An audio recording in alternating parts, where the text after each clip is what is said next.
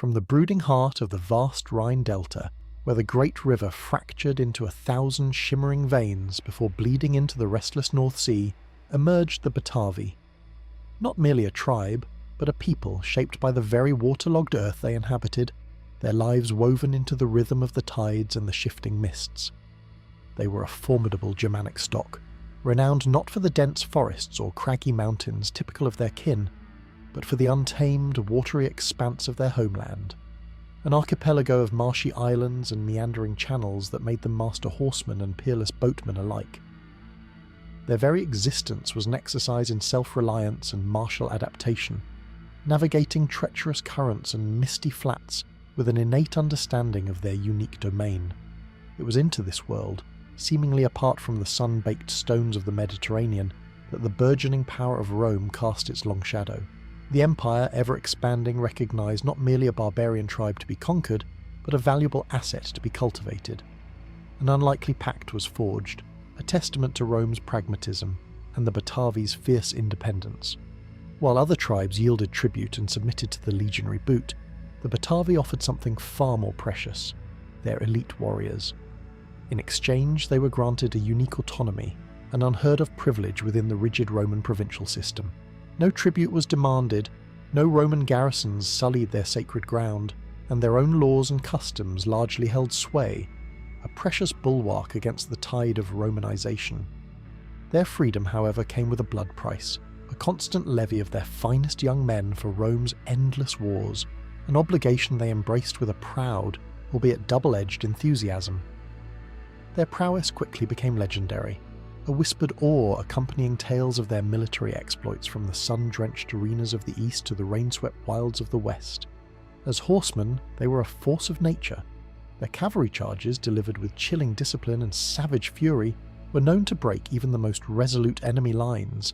They rode with an audacious skill born of generations, able to swim their horses across wide, fast-flowing rivers in full armour, transforming any water barrier into a tactical advantage. This amphibious capability, honed by their delta existence, became a signature element of their unique warfare, often outflanking foes who believed themselves secure behind watery defences. But it was their dual mastery, their seamless transition between land and water, that truly set them apart.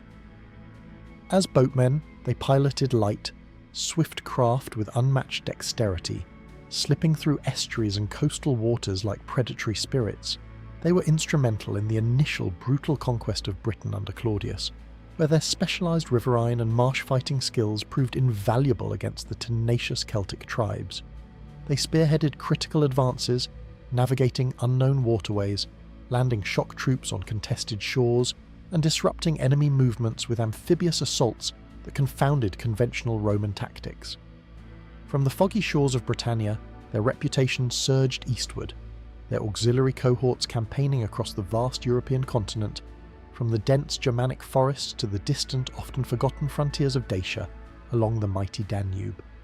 There, their disciplined ferocity and adaptable fighting style carved a path for Roman expansion, often succeeding where the heavy legions, less suited to rapid movement or unconventional terrain, faltered. Each battle won, each frontier secured, burnished their renown and affirmed their distinct privileged place within the vast Roman military machine, a position of pride that shielded them, for a time, from the deeper currents of imperial subjugation. Yet, as Roman power solidified its grip across the vast expanse of its imperium, the once uncommon generosity extended to the Batavi began to curdle, twisting from a respected alliance into a heavy, often bitter burden. The burgeoning empire, no longer a nascent power cautiously seeking allies, now exerted its will with an arrogant confidence, its needs increasingly eclipsing the subtle nuances of its earlier diplomatic overtures. The memory of the Batavi's unique autonomy, a cornerstone of their original pact, began to fade within the minds of successive Roman administrators and military commanders, replaced by a more uniform, less forgiving imperial calculus. They were auxiliaries, yes, but increasingly they were treated as just auxiliaries, their distinctiveness a forgotten footnote in the grand, monolithic Roman military machine. The cost of their allegiance, once a proud contribution, spiralled into an escalating, relentless drain on their small, tightly knit society. The annual levy of young men, once a point of martial pride, transformed into an onerous tax on their very future. Where once their finest had willingly marched to glory, now even the less eager, the less physically imposing, were swept into the maw of the Roman war machine. Demands for recruits grew sharper, the quotas more rigid, often exceeding what their population could comfortably bear. These men were no longer primarily dispatched to spearhead glorious conquests alongside triumphant legions, but were increasingly shunted to distant, forgotten garrisons, tasked with policing restive backwaters or holding desolate frontiers against nebulous threats. The glamour of Britain, the renown of Dacia, slowly gave way to the monotonous grind of guard duty in the Germanies, the lonely vigil on the Rhine, or the harsh, inglorious suppression of minor provincial revolts. Their service became less about shared victory and more about thankless, unending toil. Far from the familiar mists of their homeland, their sacrifices seldom recognised, their triumphs uncelebrated in the grand annals of Rome. This escalating burden was exacerbated by a corrosive tide of avarice and incompetence that festered within certain strata of the Roman military hierarchy. Many commanders, often men of limited talent and boundless ambition, viewed auxiliary units not as indispensable partners, but as expendable chattel, ripe for exploitation. Roman discipline, justly famed for its rigour, often morphed into outright brutality when applied to the Batavi, disproportionate punishments meted out for minor infractions that would have been overlooked in a legionary cohort. Pay, due with Roman regularity, was frequently delayed or outright embezzled by unscrupulous officers, leaving Batavian soldiers in distant lands with little to send home to their families. Supplies, rations, and equipment, promised by treaty, were often of substandard quality or deliberately withheld, forcing the Batavian cohorts to subsist on scraps or purchase essentials at exorbitant prices from their own meagre stipends. Worse still were the personal abuses. Batavian warriors, proud and fiercely independent, found themselves subjected to the whims of arrogant Roman tribunes and centurions. Their women, occasionally accompanying their husbands to camp, became targets for unwanted attention, their men objects of Roman scorn or derision. Tales filtered back to the Rhine Delta of Batavian recruits pressed into forced labour beyond their military duties, building roads or digging ditches for the personal profit of their commanders, or having their justly earned spoils of war confiscated under flimsy pretexts. Such indignities chafed against the Batavian spirit, wounded their tribal pride, and ignited a slow, burning fuse of indignation. For a people accustomed to a privileged standing, to being respected as essential partners, these humiliations were not merely injustices, they were profound insults, tearing at the very fabric of their carefully negotiated status. The erosion of their cherished autonomy followed inevitably. The Lex Batavorum, the unique charter that guaranteed their internal self-governance, found its authority increasingly challenged by zealous Roman provincial governors who sought to standardize administration and centralize control. Previously, Roman magistrates had largely confined their activities to overseeing the auxiliary levy, but now they began to interfere in local disputes, assert jurisdiction over Batavian common law, and impose Roman edicts on their communities, gradually chipping away at the independence that had defined their relationship with the empire. The unspoken promise of no permanent Roman garrisons on their sacred soil, a symbolic gesture of profound respect, was subtly undermined by the increased presence of Roman military officials, surveyors, and tax collectors, whose bureaucratic tendrils insinuated themselves deeper into Batavian life. The psychological impact of this systemic degradation was profound. The Batavi, a tribe whose very identity was inextricably linked to their martial prowess and their distinct status, felt their essence being slowly, inexorably dissolved into the vast, undifferentiated mass of Roman provincial subjects. The pride they once held in their friends and allies' relationship with Rome began to curdle into a bitter resentment. Their loyalty, once freely given and deeply felt, was now taken for granted, exploited, and often repaid with contempt. Whispers began to circulate through the longhouses and across the misty delta flats, stories of injustice and betrayal, of proud warriors humiliated, of ancient customs trampled. These were not yet calls for open revolt, but a deep, dangerous quietude, a brooding anger that smouldered beneath the surface of their everyday lives. The Batavi, once Rome's most steadfast and formidable allies, found themselves contemplating a stark and unwelcome truth. Their alliance, once a source of strength and prestige, had become a gilded cage, and the bars were closing in. Their unique status, the envy of other tribes, now felt like a curse, binding them to a power that increasingly viewed them as mere cogs in its relentless grinding machinery. This simmering resentment, fueled by violated promises and accumulated indignities, waited only for a spark to ignite into a raging inferno. The year 69 AD descended upon the Roman world like a tempest, ripping through the fragile fabric of imperial order and plunging the provinces into an unprecedented maelstrom of ambition, betrayal, and civil war. Nero's suicide had unleashed a ferocious scramble for the purple, transforming legions, once the unwavering bulwarks of Roman power, into instruments of personal advancement for a succession of short-lived emperors. Galba, Otho, Vitellius, and finally Vespasian, each clawed their way to the throne over the corpses of their rivals and the shattered loyalties of the empire's vast military machine. On the Rhine frontier, this imperial instability manifested with particular virulence, as legions, accustomed to fighting Germania's tribes, now found themselves poised to march on Rome itself, their discipline fractured, their commanders consumed by a lust for power. It was in this vortex of chaos that the already strained relationship between Rome and the Batavi snapped. The delicate balance, maintained for decades by their unique treaty, and the mutual respect forged in countless campaigns, was irrevocably shattered by the sheer, unbridled desperation of a usurper. Aulus Vitellius, the corpulent, dissolute governor of Germania Inferior, who had leveraged the Rhine legions to propel himself towards the imperial diadem, viewed the Batavi not as respected allies, but as a readily available, deeply experienced manpower pool to be ruthlessly exploited for his own self-serving ambitions. His ascent was fueled by the very soldiers who patrolled the Batavian frontier, and his victory over Otho had only emboldened his rapacious appetite for resources. Vitellius, now clinging precariously to a throne won through civil bloodshed, issued a series of directives that were not merely demanding, but egregiously illegal under the terms of the Batavian alliance. He commanded an unprecedented levy, far exceeding any previous recruitment quotas, demanding that every available Batavian man of fighting age be pressed into service. This was no longer a call for elite auxiliary cohorts to defend the Pax Romana on distant frontiers, but an urgent, arbitrary impressment of tribal manpower to swell the ranks of Vitellius's own personal army, intended for his ongoing civil war against Vespasian, who had risen in the east. Batavian warriors, once proudly volunteering, were now dragged from their farms, their fishing boats, and their longhouses by Roman recruiters, their protests met with the glint of steel and the contemptuous sneers of Vitellian legionaries. The abuses inflicted upon these Batavian recruits were nothing short of barbaric.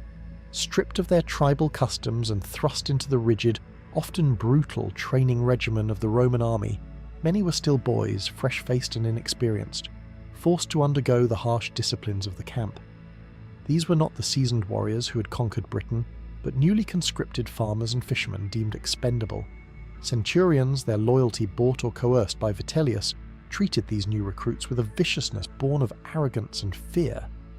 Beatings for minor infractions were routine, rations meagre, and their proud Batavian identity was mocked and denigrated. Tales of their mistreatment, passed by hushed messengers along the Rhine, spoke of Batavian men, barely trained, being marched hundreds of miles across Gaul and Italy, only to be thrown into the internecine Roman conflicts, forced to fight and die against other Roman legions, the indignity of shedding their blood for a Roman squabble, rather than for a cause they understood or respected, festered into a deep spiritual wound. Further deepening the chasm was Vitellius's blatant disregard for their hard-won autonomy. The cherished exemption from tribute, a jewel in the crown of their alliance, was arbitrarily rescinded. Demands for grain, livestock and raw materials poured in from Roman administrators, treating the Batavian lands as if they were a conquered province, subject to the same burdensome taxes and requisitions as any other. Roman military officers, emboldened by the imperial chaos, began to interfere directly in local Batavian governance, imposing their own decrees, seizing land for Roman use, and even attempting to levy taxes directly from Batavian communities. The sense of being treated as subservient, as lesser, after decades of shared sacrifice and distinct privilege, was a profound psychological blow.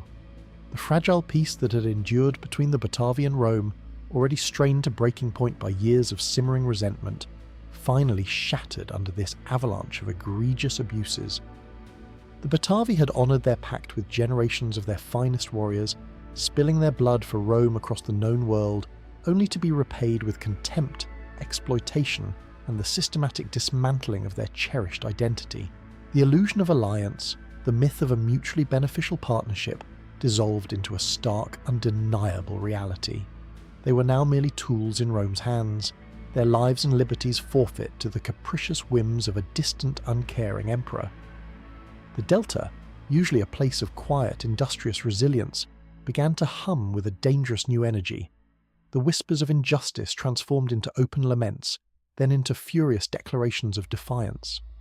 The Batavian elders, once advocates for patient endurance, now spoke with grim resolve in their longhouse councils.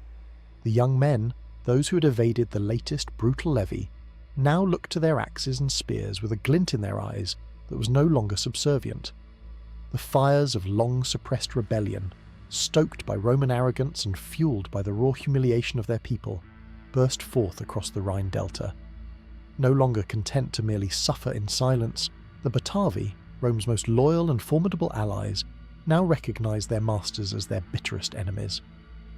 The time for alliance was over. The time for retribution had begun. Amidst the escalating fury that simmered in the Rhine Delta, as the last vestiges of Roman benevolence evaporated under the brutal dictates of Vitellius, a figure of singular paradox and undeniable destiny rose from the heart of the Batavian nobility. His name was Gaius Julius Civilis, a living embodiment of the complex, often contradictory relationship between his people and the empire they had served for so long. To the Romans he was a citizen, bearing the revered nomen of Julius, a testament to generations of loyalty and the ultimate mark of integration into the imperial machine. Yet, within his own veins flowed the undiluted blood of the Batavi, and within his soul burned the memory of ancient traditions and the searing shame of recent injustices.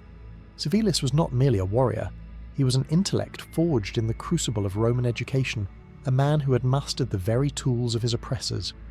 Fluent in the polished cadence of Latin, he could debate Roman law with its own magistrates, dissect imperial policy with the acumen of a senator, and understand the intricate, often opaque mechanisms of Roman administration. He had absorbed their military treatises, understood their logistical complexities, and grasped the grand strategy that underpinned their conquests. This was no wild, untutored chieftain rising in a blind rage. Civilis was a sophisticated opponent, capable of fighting Rome not just with axe and spear, but with its own rhetoric, its own organisational principles, and its own deep-seated vulnerabilities. His career within the Roman auxiliary system had been long and distinguished, a testament to his innate martial talent and strategic brilliance. For decades, Civilis had commanded Batavian auxiliary cohorts, fighting shoulder to shoulder with legionaries across the vast breadth of the empire. He had seen the discipline of the legions up close, witnessed their methodical advance, their unbreakable formations, their engineering marvels. But he had also seen their weaknesses, their reliance on fixed camps, their vulnerability to guerrilla tactics in unfamiliar terrain, their rigid adherence to doctrine, and crucially the inherent corruption and political infighting that could cripple their effectiveness from within. He had campaigned in the dense forests of Germania, learned the art of rapid deployment and ambuscade against elusive foes.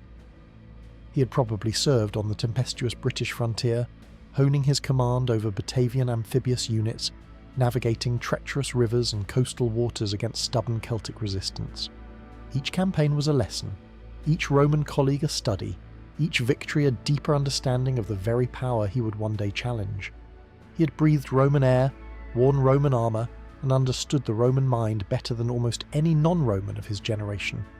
Yet, despite his Roman veneer, Civilis was Batavian to his core, deeply rooted in the familial networks and sacred traditions of his people.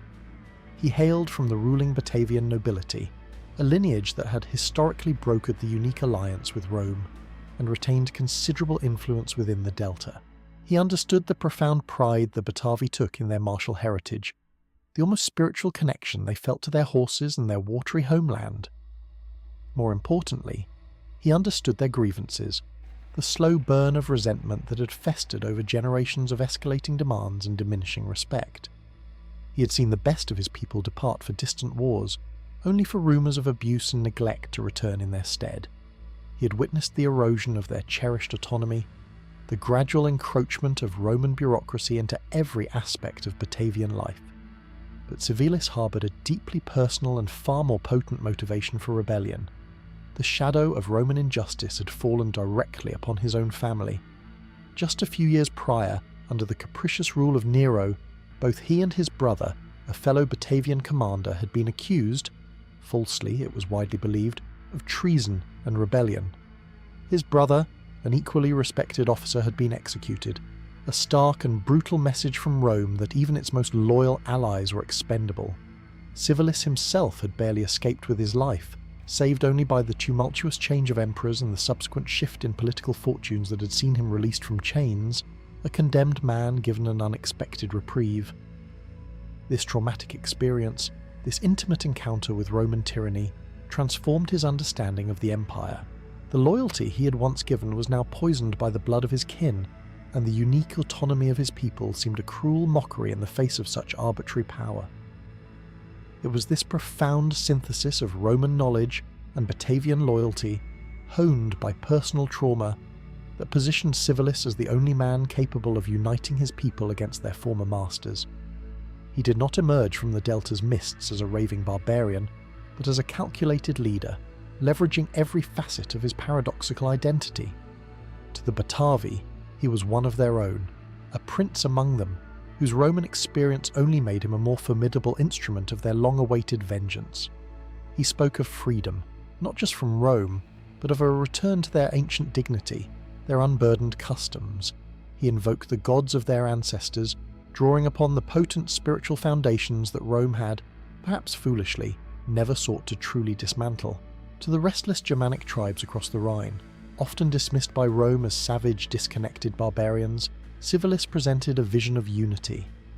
He spoke not merely of raids and plunder, but of a grand alliance, a rejection of Roman overlordship that resonated deeply with tribes who chafed under the legionary boot. He could articulate the complexities of Roman taxation, the insidious nature of their legal system, and the grinding weight of their military occupation in terms that a common Roman-educated chieftain might not. He painted a picture of a liberated Germania, perhaps even a liberated Gaul, where the Rhine flowed not as a frontier of Roman control, but as a highway for a new independent power. His Roman education had taught him the importance of organisation and intelligence, qualities often lacking in spontaneous tribal uprisings. He knew how to communicate across distances, how to coordinate disparate forces, and how to exploit the internal divisions that plagued the Roman high command. His intimate knowledge of Roman military structure allowed him to anticipate their movements, to strike at their vulnerabilities, and to understand the psychological impact of strategic blows. Thus, Gaius Julius Civilis, the Roman citizen, the veteran commander, became the unlikely architect of a rebellion that would shake the foundations of the greatest empire the world had ever known. His emergence was not a mere response to Roman cruelty, but a carefully considered, deeply personal, and strategically brilliant challenge to the very idea of Roman dominance. The stage was set, the player was in place, and the Rhine Delta, having long endured Rome's burden, was about to become the crucible of a dramatic and bloody reckoning. The Rhine Delta, a land long accustomed to the methodical rhythm of Roman patrols and the distant thunder of legionary drills, now bristled with a clandestine energy, a palpable anticipation that vibrated through its misty waterways and dense thickets. The flame of rebellion, ignited by Roman abuses and the chaos of a fracturing empire, found its master architect in Gaius Julius Civilis. He moved with a calculated precision, his Roman training serving as both shield and sword, initially feigning loyalty to Vespasian against the disgraced Vitellius. This ingenious deception, aimed at confusing and dividing the already fragmented Roman forces, was his first brilliant stroke, masking the true, audacious ambition festering in his heart. Not merely to correct grievances, but to sever the Batavian chains forever. The timing of his revolt was impeccable, a strategic masterpiece. The year of 4 emperors had bled the Rhine legions dry. Vitellius, in his desperate bid for the purple, had stripped the frontier of its finest units, marching them south to fight his Roman rivals. What remained were often green recruits, disgruntled veterans whose loyalties were frayed by civil war, or depleted auxiliary forces commanded by officers more concerned with their own survival than the integrity of the border. Complacency, bred by decades of Batavian loyalty, had settled over the Roman garrisons, a fatal assumption that their formidable Germanic allies would remain docile. They had underestimated Civilis, not just as a Batavian leader, but as a seasoned Roman military mind who knew their doctrine, their weaknesses and their internal squabbles intimately. Civilis's initial lightning strikes were not grand siege-style assaults, but surgical, devastating blows delivered with breathtaking speed and cunning. He rallied his Batavian cohorts, men who had marched under the Aquila for years, now turning their peerless discipline and training against their former masters. These were not undisciplined tribal warriors, but highly organised Roman-trained fighting machines, fueled by generations of pride and the fresh sting of recent humiliation. To them, Civilis was more than a chieftain. He was their commander, leading them in a just war of liberation. His first targets were the isolated Roman outposts and communication lines that snake through the Rhine Delta, vulnerable nodes in the vast imperial network. Batavian boatmen, unparalleled in their mastery of the Delta's labyrinthine channels, launched audacious amphibious raids under the cloak of night. Their light, swift vessels, ghosting through the mists, descended upon unsuspecting Roman river patrols, sentry posts and supply depots situated along the waterways. The attacks were swift, brutal and overwhelming. Roman soldiers, drowsy from boredom or unnerved by the pervasive gloom of the marshes, found themselves suddenly engulfed by a wave of silent spear-wielding warriors who knew every hidden path and every treacherous current.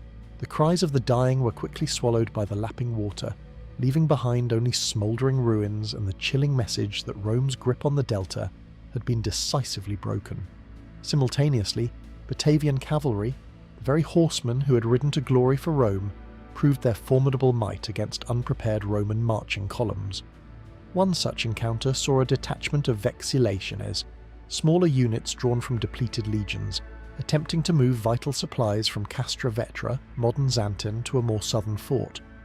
Civilis, forewarned by his network of loyalists and utilising his intimate knowledge of the terrain, set a masterful ambush in a wooded defile. As the Romans, their formation loose and their standard procedures lax due to the perceived peace, filed through the narrow pass, the earth erupted with the thunder of hooves. Batavian horsemen, riding bareback or with minimal saddles in their ancestral style, burst from the trees, their spears finding gaps in Roman mail, their axes cleaving through shields. The Roman column, unable to deploy effectively in the confined space, was utterly routed, shattered by the sheer ferocity and disciplined coordination of the Batavian charge. Many were cut down, others scattered into the marsh, where Batavian light infantry, equally adept in the water, hunted them down without mercy. The spoils, including Roman standards, weaponry and precious supplies, further fueled the rebellion and provided tangible proof of their new master's vulnerability. Key strongholds fell with disquieting speed. The Roman fort at Flevum, strategically positioned near the mouth of the Rhine to guard trade routes, was besieged and swiftly overwhelmed. Its garrison, likely composed of weary auxiliaries and a few demoralised legionaries, capitulated after a short, brutal struggle against the disciplined Batavian forces. The capture of Flevum not only secured a crucial naval base for Civilis's burgeoning fleet, but also sent a stark message to the wider Roman command. The Batavi were not merely raiding, they were systematically dismantling Roman infrastructure in the region. Further south, the town and fort of Trajectum, modern Utrecht, a vital crossing point on the Rhine, also fell into Batavian hands. Its capture solidified Civilis's control over the lower river, effectively isolating Roman forces further north and denying them easy access to their northern outposts. These initial victories, achieved with astonishing swiftness and minimal losses for the Batavi, served as a powerful declaration. The Batavi, long seen as Rome's most dependable military asset, were now proving to be its most dangerous adversary. They demonstrated beyond doubt their formidable military might, not as Roman auxiliaries, but as an independent, self-sufficient force capable of routing legions and seizing strongholds, even without the vast logistical and tactical backing of the empire. The psychological impact on both sides was immense. For the Batavi, Each victory was a heady draft of liberation, cementing their belief in Civilis' leadership and the righteousness of their cause. For the Romans, the realization dawned with chilling clarity. Their once loyal allies were now not just rebels, but a cohesive, highly skilled, and utterly ruthless military power, poised to challenge the very foundations of their rule in Germania Inferior. The initial lightning strikes were merely the prelude to a much larger storm, a storm of freedom that Civilis fully intended to unleash across the northern provinces. With the Rhine Delta firmly in Batavian hands, echoing with the triumphant war cries of a people long oppressed, Gaius Julius Civilis dared to dream a dream far grander than mere tribal liberation. His vision, honed by years of Roman service and coloured by the bitter taste of personal betrayal, stretched beyond the misty flats of his homeland, envisioning nothing less than a liberated Gaul, a vast swathe of territories from the North Sea to the Alps, cleansed of the Roman yoke. He saw not just the Batavi, but a confederation of free peoples, their ancient customs restored, their resources unplundered, their destinies once more in their own hands. This audacious ambition, born of a sophisticated military and political mind, set the stage for the next, far more perilous phase of his rebellion. Civilis was acutely aware that Batavian might, formidable as it was, could not stand alone against the inevitable wrath of a unified Rome. His initial lightning strikes had been effective precisely because Rome was distracted by its internal convulsions. But even fragmented, the empire possessed inexhaustible resources and an enduring will to power. To succeed, the rebellion needed to metastasize, to draw strength from the deep wells of resentment and frustrated ambition that lay dormant beneath the veneer of Roman pax. He moved with the cunning of a seasoned diplomat and the strategic foresight of a general, leveraging every advantage to expand his cause beyond the narrow confines of the Rhine. His first overtures were naturally to the Germanic tribes closest to the Batavian heartland, peoples who shared similar riverine existences and an equally fractious history with Rome. The Cananophates, their immediate neighbours, a small but fiercely independent tribe dwelling along the North Sea coast, were among the first to heed Civilis' call. Their warriors, skilled in skirmishing and amphibious operations, saw in Civilis not just a Batavian prince, but a liberator who offered a genuine chance to throw off the increasingly burdensome Roman overlordship. Their adherents lent an immediate northern extension to the rebellion, securing Civilis' flank along the coast and providing valuable manpower. Further north, the Frisi, a people with a long and bloody history of resistance against Roman encroachments, were also receptive. Their lands, often flooded and difficult for Roman legions to traverse, had always been a thorn in Rome's side. Civilis, understanding their deep-seated desire for untrammeled freedom, appealed directly to their ancestral pride, reminding them of past Roman betrayals and promising a future free from Roman interference. But the true audacity of Civilis' vision lay in his deliberate expansion beyond the Rhine, into the territories of Gaul. This was a land ostensibly Romanized, its tribes largely granted citizenship, its cities boasting Roman amenities, and its aristocracy often educated in Roman schools. Yet, beneath this polished surface, a profound disgruntlement simmered. Generations of heavy taxation, the relentless requisition of resources for Roman legions, the erosion of traditional Gallic customs and leadership, and the palpable arrogance of Roman administrators had fostered a deep, if often unspoken, yearning for independence. The recent civil war had only exacerbated these grievances, as Vitellius's levies had been particularly harsh in Gaul, his troops often plundering and abusing the very populations they claimed to protect. Civilis knew the Gallic mind. His Roman education had given him insight into their complex social structures, their feuds, and their aspirations. He understood that a direct appeal to barbarian freedom might not resonate with Romanized elites, but a promise of a new, independent Gaul, governed by its own traditions and free from Roman corruption would.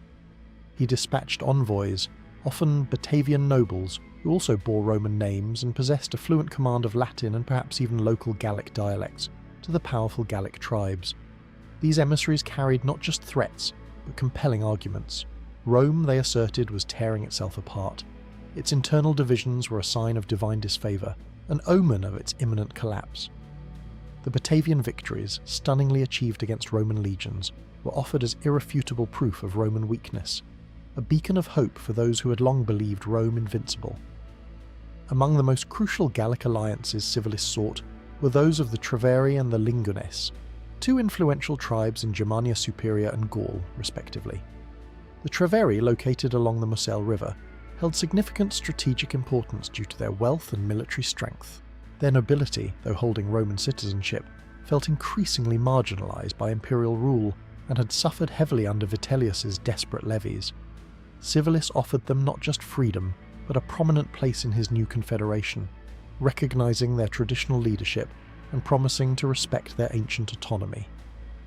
The Lingones, further south, were also ripe for rebellion. Their lands had been particularly exploited, and their elites had grown weary of Roman condescension. Civilis's envoys appealed to their ancient Gallic pride, reminding them of the glory of their ancestors before the advent of Caesar, and painting a picture of a revitalised Gallic identity, unbound by the decrees of Rome. To both Germanic and Gallic tribes, Civilis articulated a message of shared heritage and common cause.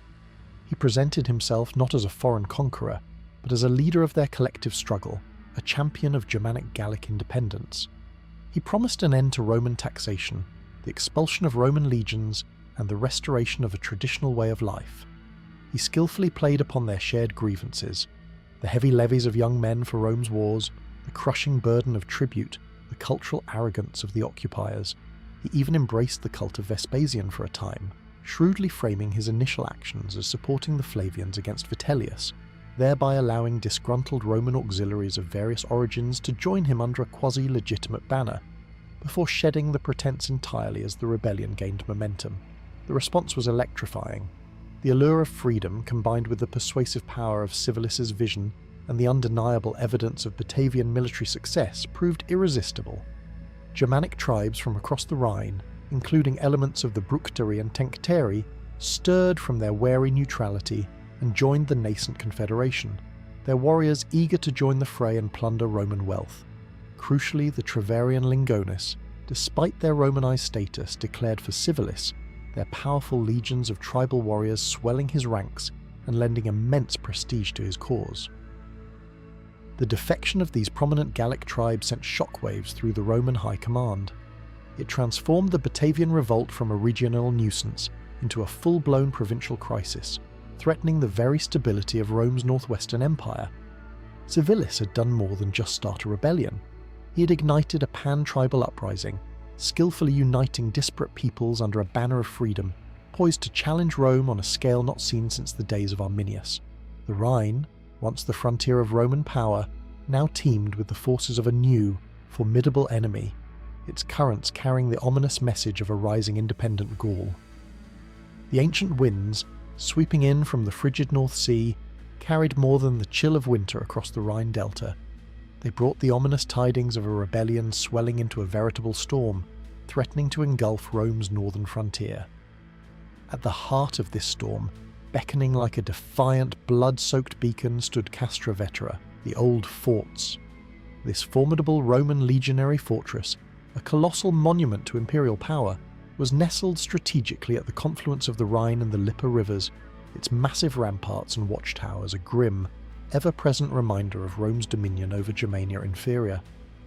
It was here, within its seemingly impregnable walls, that two full Roman legions, the 5th Alaudae and the 15th Primigenia, though battered and depleted by the recent civil wars, still represented the crushing weight of Roman military might.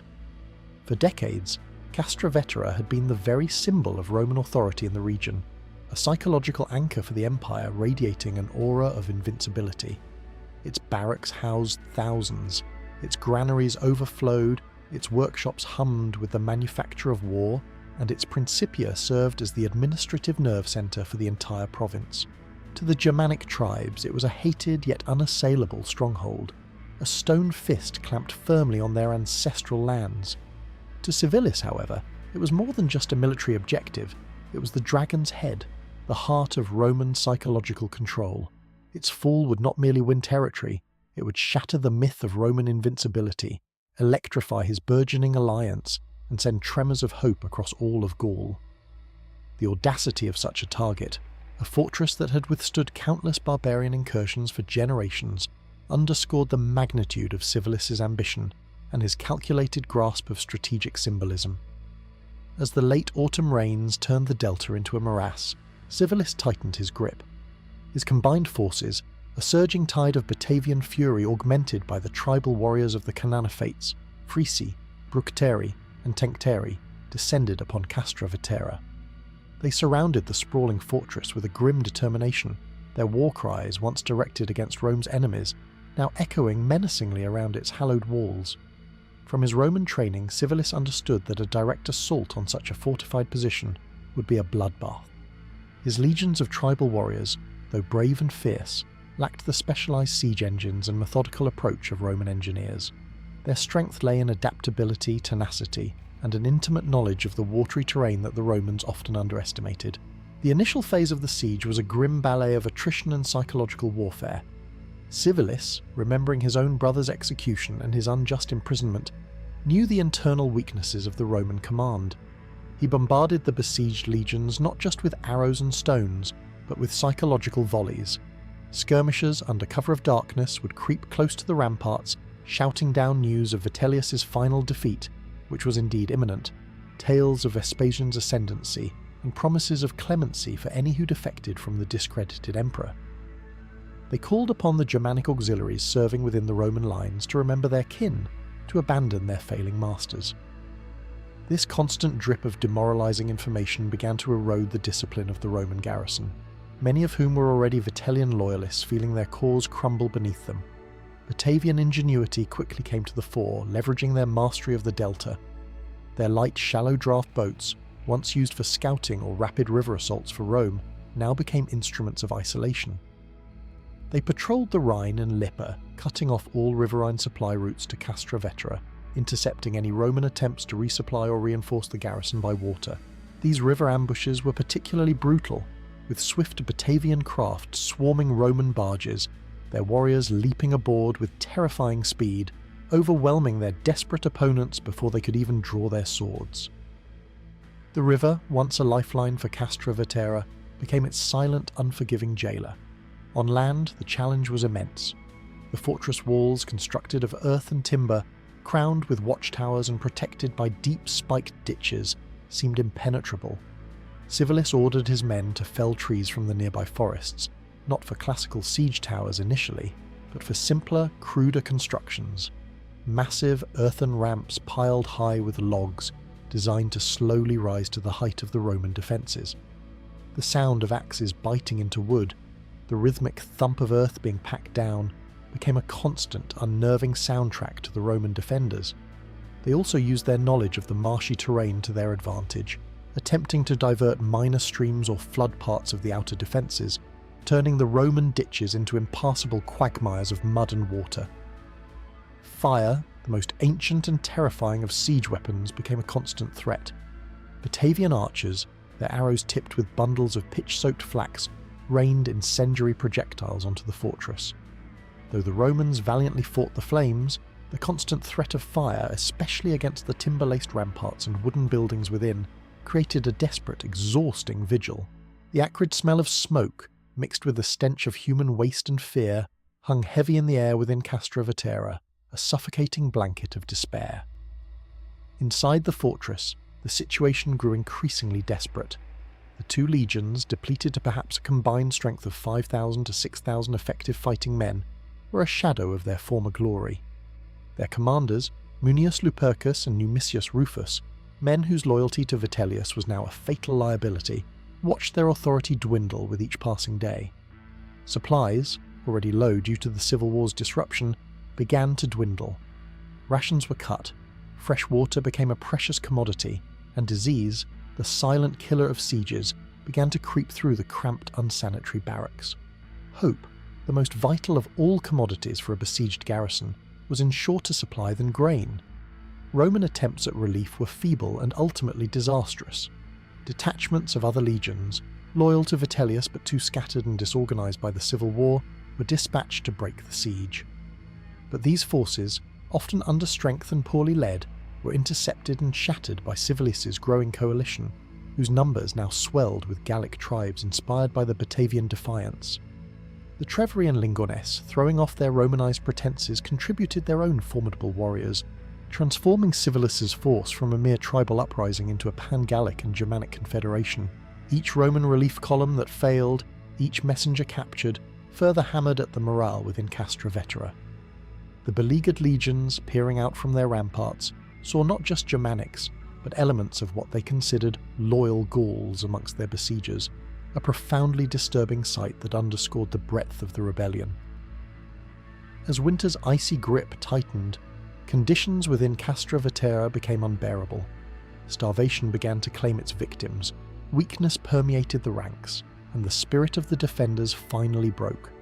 On an unforgiving frost-bitten day, the Roman commanders, their faces gaunt with hunger and despair, raised the white flag of surrender. The terms dictated by Civilis were harsh, but in the brutal calculus of war, surprisingly tempered by his Roman understanding, the legions were to disarm, relinquish all standards and weaponry, and march out of the fortress, their humiliation absolute. The sight of the once proud Roman legions stripped of their eagles and their dignity, marching out of Castra Vetera, ragged and starving, was a moment etched forever into the memory of the Batavi and their allies. Their cheers, a deafening roar of triumph, ripped through the cold air. 2 Roman legions, the 5th Alaudae and the 15th Primigenia, had been brought to their knees not by a Roman army, but by barbarians led by one of their own. The conquerors, who had once boasted of civilizing the wild tribes, now found themselves humbled by them. Civilis, grim-faced, watched the procession. The fortress, once a symbol of Roman might, was systematically plundered.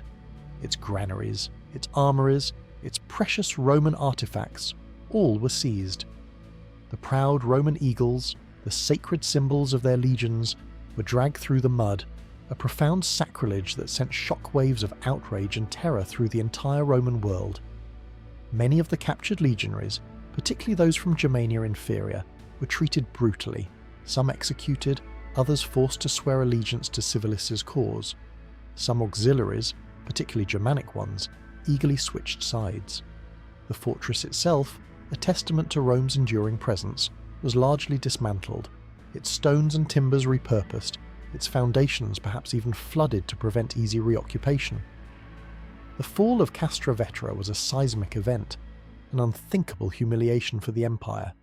News of the disaster, carried by terrified refugees and disbelieving messengers, spread like wildfire, reaching Rome and its far-flung provinces with chilling speed.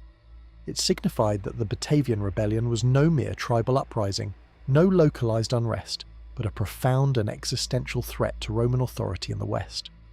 The defeat was not just military, it was psychological, a shattering blow to Rome's perceived invincibility, confirming Civilis's bold vision.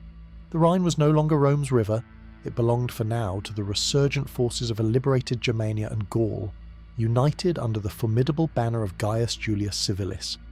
The tumultuous storm of the year of 4 emperors, a brutal fratricidal conflict that had ripped through the very heart of the Roman world, finally began to subside. In the smoking ruins of civil war, Vespasian, the seasoned general from the east, had clawed his way to the imperial purple, seizing the reins of power with a pragmatic hand and a soldier's grim determination. His ascension marked not just the end of an era of unprecedented instability, but the dawn of a new dynasty, one forged in military discipline and unflinching resolve. With Rome itself pacified, its legions once again acknowledging a single legitimate emperor, Vespasian's gaze, unblinking and unforgiving, now swept across the vast periphery of his newly unified empire. The news from the Rhine, however, landed upon his freshly installed throne like a thunderbolt, shattering any illusion of immediate tranquility. Reports, initially fragmented and disbelieving, had coalesced into a horrifying reality. The Batavian revolt, once dismissed as a localized nuisance, had erupted into a full-scale conflagration. The unthinkable had happened. Castra Vetera, a mighty legionary fortress, had fallen, its proud eagles dragged through the mud, its garrisons humiliated and scattered. The Rhine, Rome's supposedly impregnable frontier, was aflame, and worse, the rebellion, under the audacious leadership of Gaius Julius Civilis, had infected the seemingly loyal Gallic tribes, threatening to cleave Gaul itself from the imperial body. This was no longer a barbarian incursion. it was an existential crisis, a direct challenge to the legitimacy of the new Flavian dynasty.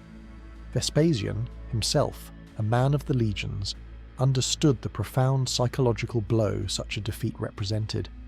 The empire could not, would not tolerate such insubordination, especially not from auxiliaries, no matter how distinguished their past service. To quell this burgeoning insurgency, Vespasian turned to a man he trusted implicitly, a commander of proven ruthlessness and undeniable loyalty, Quintus Petilius Cerialis. More than just a highly experienced general, Cerialis was Vespasian's own brother-in-law, a kinship that guaranteed absolute devotion to the Flavian cause.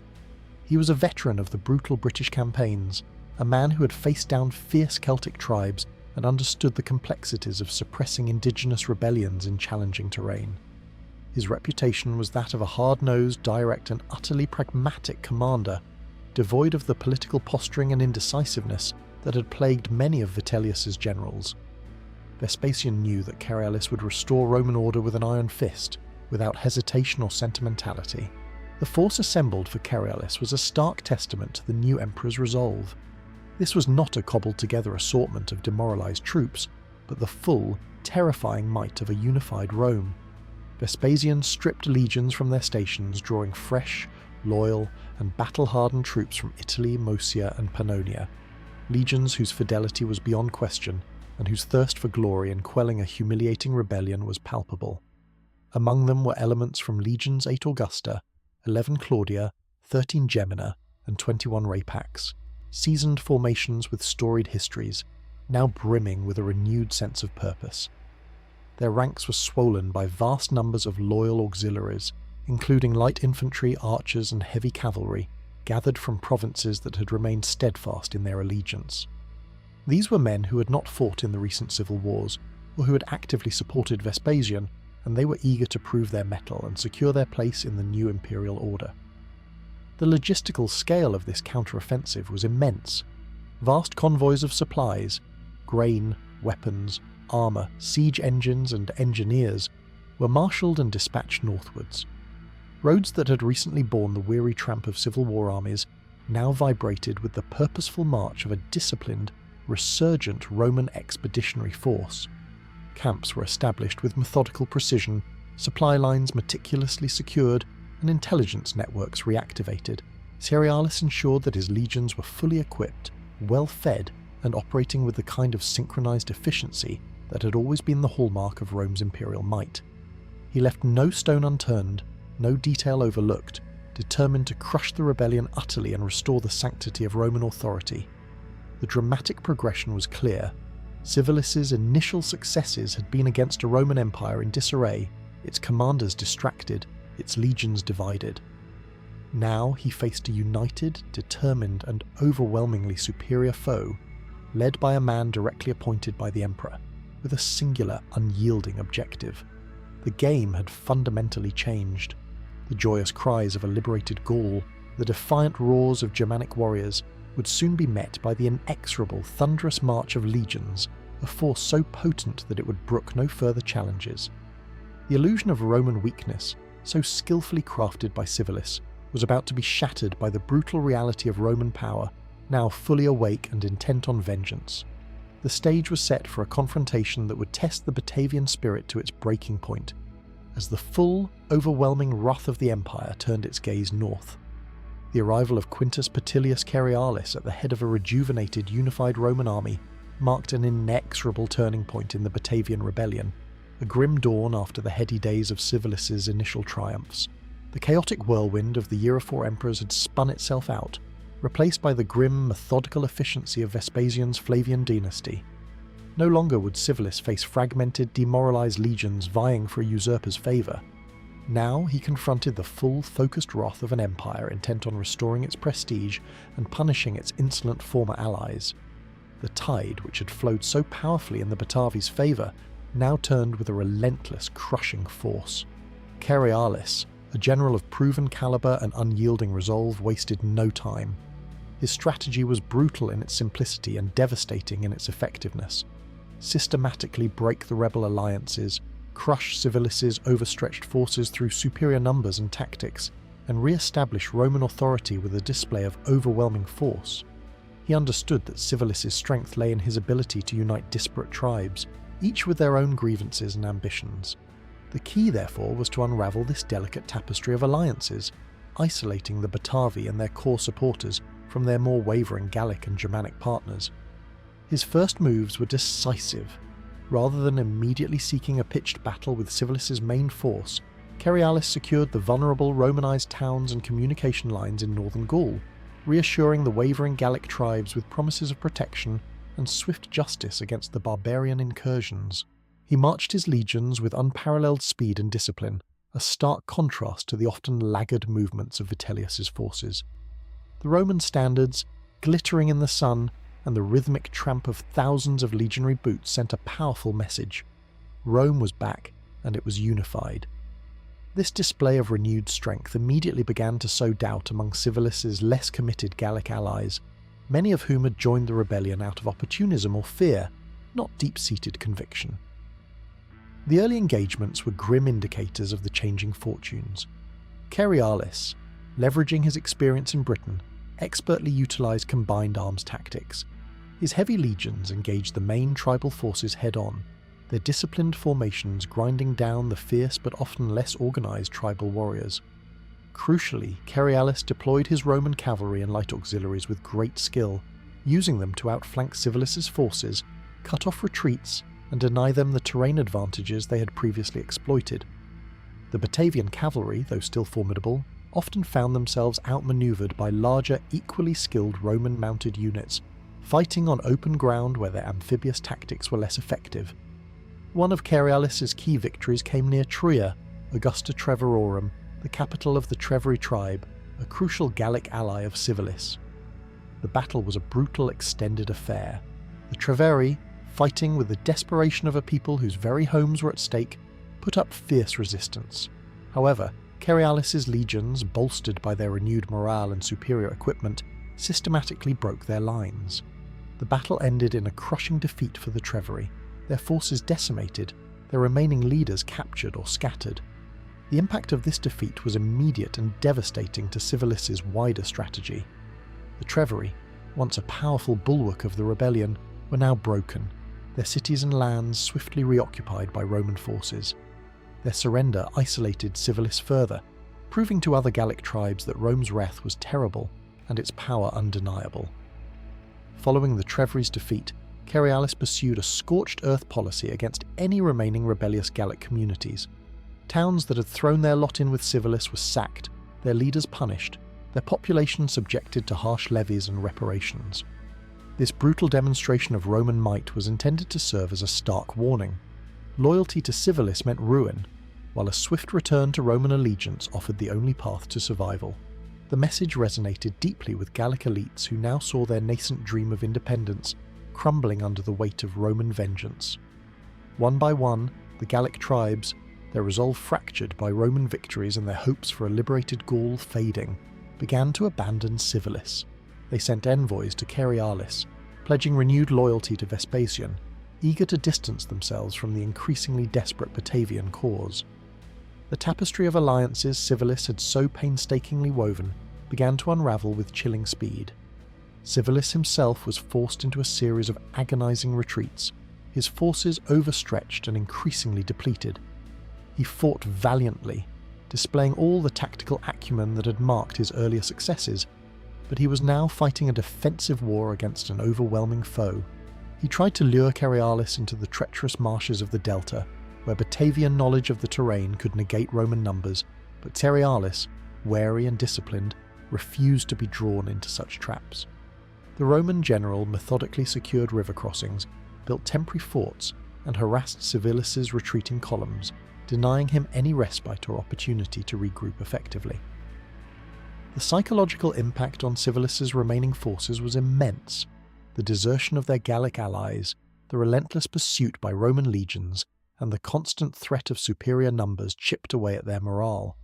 The vision of a liberated Gaul, once so vibrant and compelling, now seemed a distant, unattainable dream.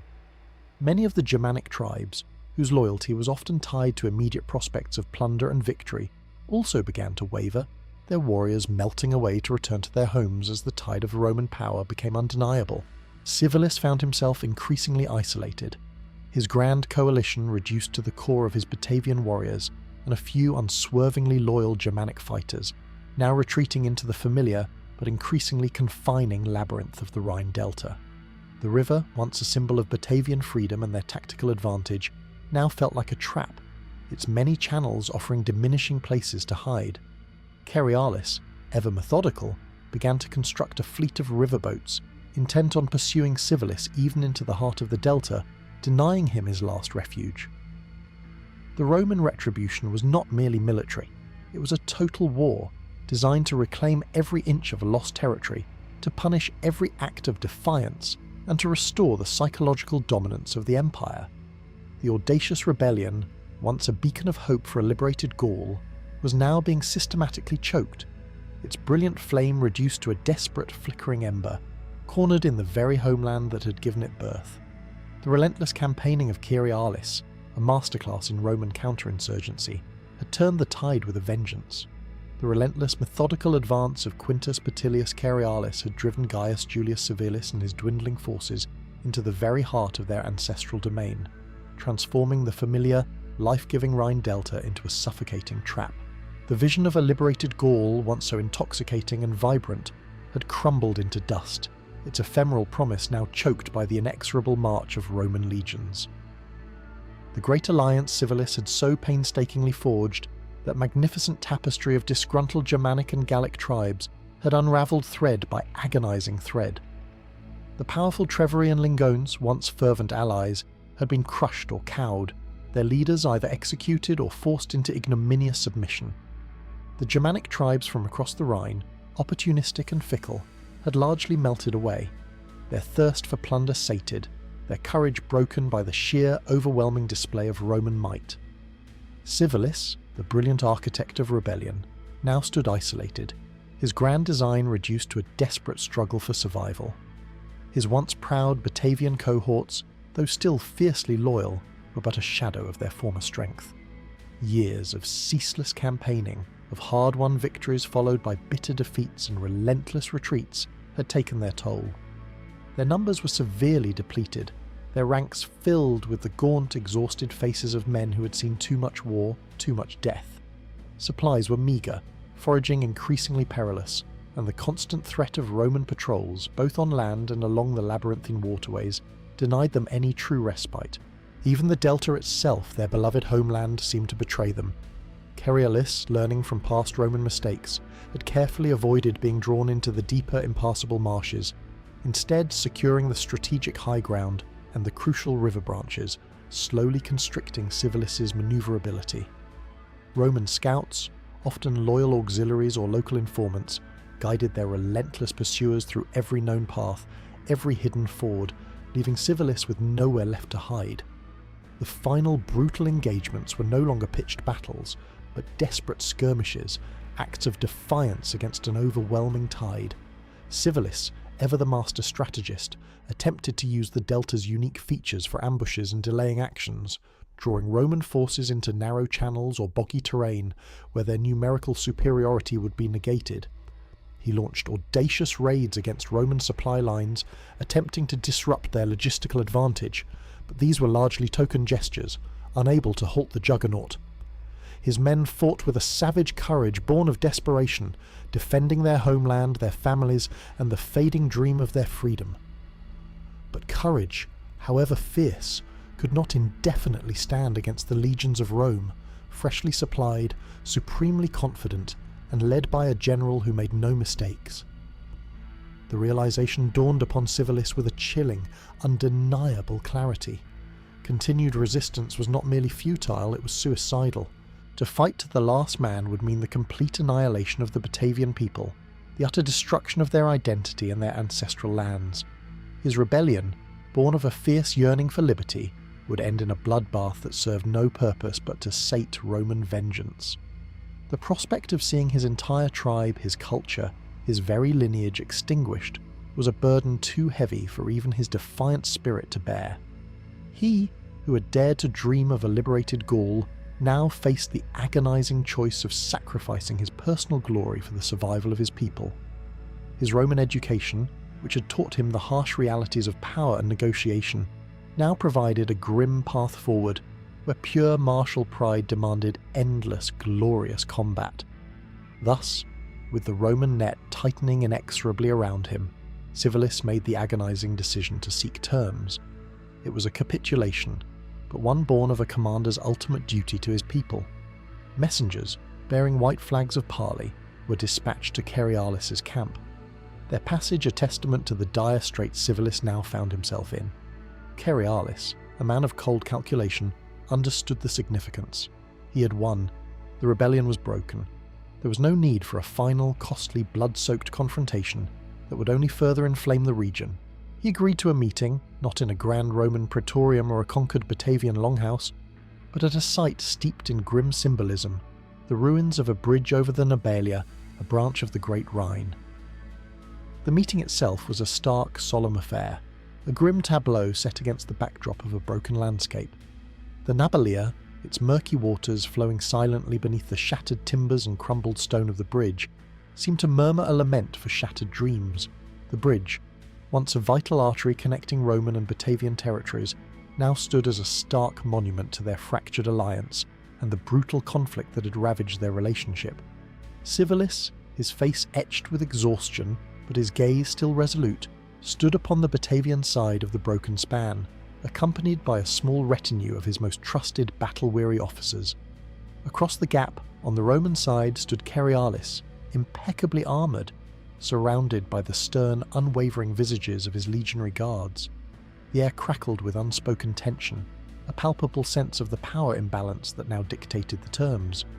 The negotiation was brief, the outcome largely predetermined by the overwhelming Roman victory.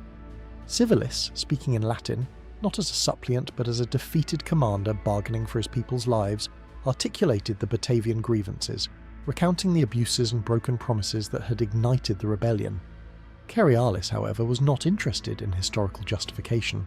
He represented a unified empire that demanded submission, not excuses. The terms were harsh, reflecting Rome's absolute dominance. Roman order would be unequivocally restored. The Batavi would surrender all captured Roman standards and weaponry, a deeply humiliating condition. They would return to their previous status as auxiliaries, once again providing cavalry cohorts for Roman service, their unique martial prowess now a tool for their former masters, rather than a weapon of liberation. Crucially, however, Cerealis, under the explicit directives of Vespasian, understood the need for a pragmatic peace that would prevent future unrest. Civilis himself, the Roman citizen and mastermind of the revolt, was spared summary execution. His fate left ambiguous in the historical record, perhaps exiled or living under perpetual Roman surveillance. While the terms ensured the Batavi's continued military service, the unique autonomy they had once cherished, the cornerstone of their alliance, was forever diminished. Their special treaty, which had protected them from tribute and garrison, would be renegotiated, undoubtedly under much stricter Roman oversight. The days of being respected as near equals, of holding a privileged status within the empire, were irrevocably over. The peace, negotiated on the broken bridge, restored Roman order to the battered Rhine frontier, allowing Vespasian to consolidate his new dynasty and focus on the myriad other challenges facing his empire. But for the Batavi, it was a bitter victory of survival over annihilation. Their brief, glorious bid for freedom had ended not in total destruction, but in a crushing return to subjugation, their sovereignty fundamentally curtailed. The mists of the Delta, once hiding a defiant spirit, would now cloak a people subdued, their dreams of independence shattered, their ancient pride wounded but not entirely extinguished. The memory of the bridge on the Nabalia and the stark choices made there would echo through generations, a grim reminder of the cost of challenging Rome. The mist-shrouded plains of the Rhine Delta, once echoing with the triumphant war cries of rebellion, now settled back into a grim, uneasy quiet. The grand vision of a liberated Gaul, the audacious dream that Gaius Julius Civilis had so passionately articulated, had been brutally extinguished by the relentless march of Quintus Petilius Cerealis and the unified might of Vespasian's Rome. The peace, forged amidst the shattered timbers of a bridge over the Nabalia, was not a triumph for the Batavi, but a forced acceptance of their diminished fate. It was a peace that restored Roman order, yes, but at the excruciating cost of Batavian sovereignty and, crucially, their treasured military independence. The most immediate and bitter consequence of the rebellion's failure was the Batavi's forced return to their auxiliary duties. The very cohorts that had so bravely, so effectively turned their formidable martial prowess against Rome were now compelled to once again don the Romanized armour and march under the eagles they had once scorned. The unique autonomy, the cornerstone of their original alliance, was irrevocably shattered. The special treaty that had protected them from tribute and Roman garrisons, a testament to their privileged status, was renegotiated under terms dictated entirely by Rome. No longer were they friends and allies with exceptional rights. They were unequivocally subjects whose fierce military capabilities were to be harnessed and controlled more tightly than ever before. Rome, having learned its lesson at immense cost, would tolerate no further independent thought from its Batavian auxiliaries. Their legions were not merely restored, they were reorganised, often with Roman officers placed in key command positions, their loyalty carefully monitored, and their deployment strategically managed to minimise any future opportunities for concerted rebellion. Batavian cohorts found themselves deliberately fragmented, dispatched to distant corners of the empire, ensuring that the critical mass of Batavian fighting men would never again be concentrated in their homeland to pose a collective threat. Their renowned horsemen, once a cohesive unit, were dispersed, their collective power diluted across the vast Roman frontier. The symbolic weight of this loss was crushing.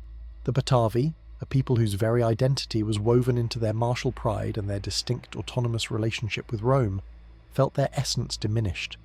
The glory of their past service, once a point of fierce honour, was now tainted by the memory of their failed rebellion. The scars of the conflict ran deep, not just on their ravaged lands but in the collective psyche of the people.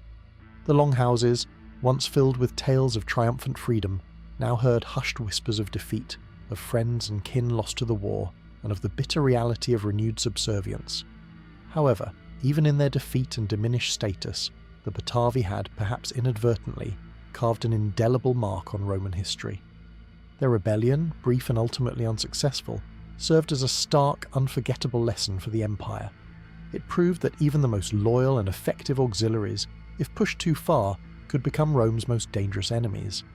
The audacity of Civilis, a Roman citizen who masterfully leveraged Roman knowledge against Rome itself, underscored the inherent vulnerabilities of an empire built on the integration and potential alienation of conquered peoples. The fall of Castra Vetera, a fortress thought impregnable, at the hands of barbarians led by one of their own, resonated for generations. It revealed that the myth of Roman invincibility could indeed be shattered, even if temporarily. The very perception of the Batavi was fundamentally transformed. They were no longer merely renowned allies, they had become legendary rebels. Their story, though often framed as a cautionary tale of barbarian insolence by Roman historians, also held a powerful undercurrent of defiant heroism. For the Germanic tribes, and even for many subjugated Gallic peoples, the Batavian revolt became a symbol of resistance, a testament to the enduring human spirit that refused to be utterly crushed by imperial might. The name Civilis, once a Roman nomen, became synonymous with courage and the desperate fight for freedom, even if that freedom proved ephemeral. And so, the Batavi, Rome's elite cavalry, returned to their stations. Their horses once again bore Roman standards, their spears once again guarded Roman frontiers, from the sands of North Africa to the bleak fortifications of Hadrian's Wall. But beneath the polished veneer of their Roman allegiance, something had profoundly changed. The fire of rebellion, though subdued, continued to smoulder in the hearts of some, passed down through generations. Their spirit, though forced into submission, was never entirely broken. They carried with them the memory of Civilis, of the lightning strikes, of the fall of Castra Vetera, and of the agonizing negotiations on the broken bridge. They served Rome, yes, but they did so with a new, quiet dignity, born of the knowledge that they had dared to challenge the greatest power on earth and had, for a fleeting moment, made it tremble. Their identity, irrevocably altered, was now a complex blend of loyal auxiliary and storied rebel, their future forever shadowed by the dramatic, bloody bid for freedom that had etched them into the annals of history. The peace negotiated on the broken bridge over the Nabalia was a peace wrought of grim necessity, not reconciliation. For the Batavi, it was a bitter, suffocating quiet that settled over their delta lands, a stark reminder of their crushed aspirations. Though they returned to their auxiliary duties, donning the familiar Romanized armour and once again marching beneath the glittering eagles, the spirit with which they served was irrevocably altered. No longer were they merely loyal allies.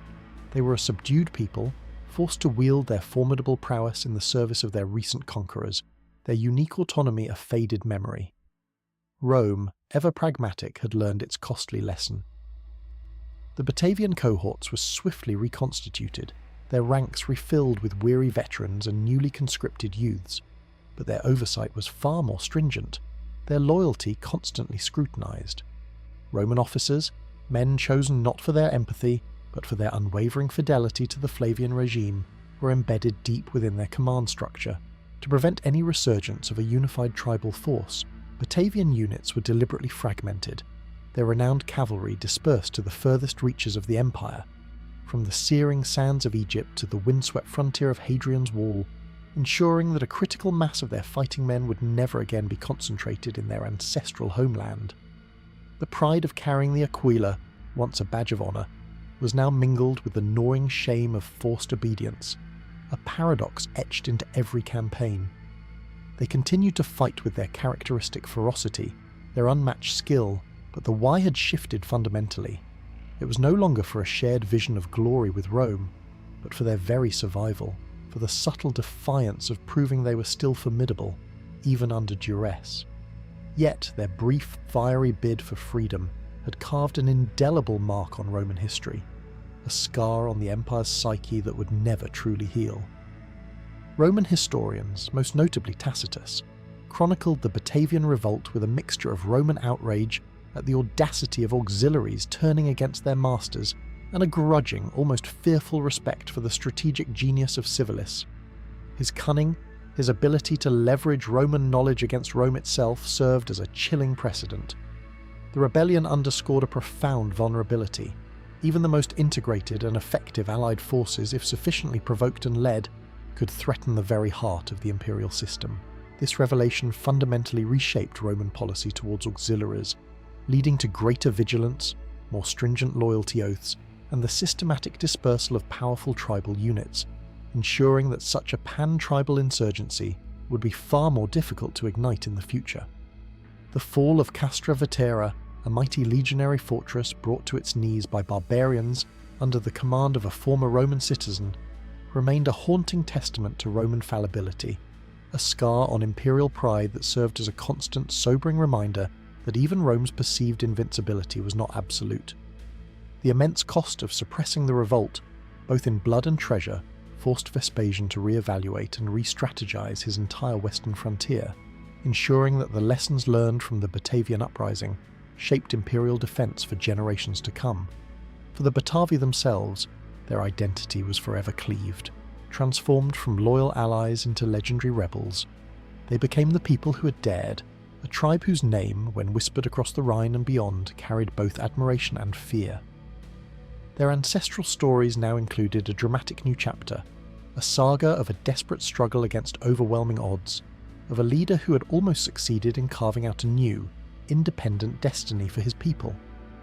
The ghost of Civilis, his ultimate fate lost to the ambiguities of history, lingered, a potent symbol of their audacious, if ultimately tragic, bid for freedom. This new identity, forged in the crucible of rebellion, meant a quieter, more internal pride, a defiant sense of we stood against Rome, even when they marched for it. Other Germanic tribes, witnessing their dramatic challenge, looked upon the Batavi with a complex mixture of suspicion and renewed respect for their courage, a lingering fascination for the tribe that had made the empire tremble.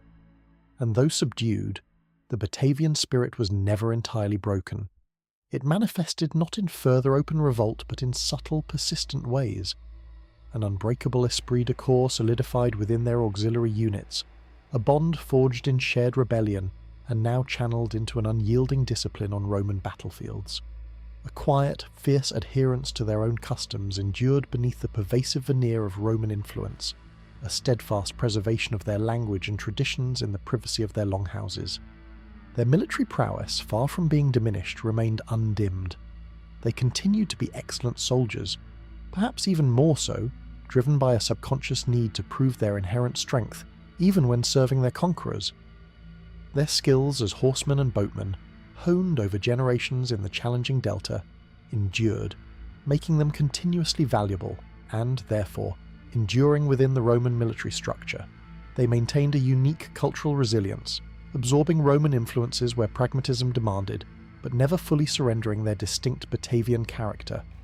Even centuries later, echoes of their defiance may have subtly influenced subsequent Germanic uprisings against Roman rule, or their eventual less defined role in the fragmentation of Roman power in the West. The story of Civilis and the rebellion became a foundational myth, shaping their collective memory and their understanding of themselves and their place in a world dominated by Rome. It was a memory that, even if whispered rather than shouted, was a potent inheritance, ensuring that the spirit of their audacious, fiery bid for freedom, though subdued, was never entirely extinguished.